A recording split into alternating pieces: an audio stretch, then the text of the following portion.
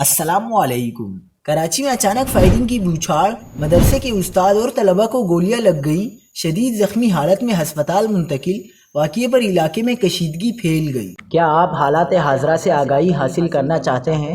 خبر کے پیچھے چھپے اصل حقائق جاننا چاہتے ہیں تو ابھی سبسکرائب کیجئے جلمل پاکستان کو اور ساتھ ہی گھنٹی کے نشان پر کلک کر دیں۔ آپ کو بتاتے چلیں کہ کراچی میں نامعلوم ملزمان کی فائرنگ سے مدرسے کے معلم اور طالب علم سمیت 3 افراد زخمی ہو گئے۔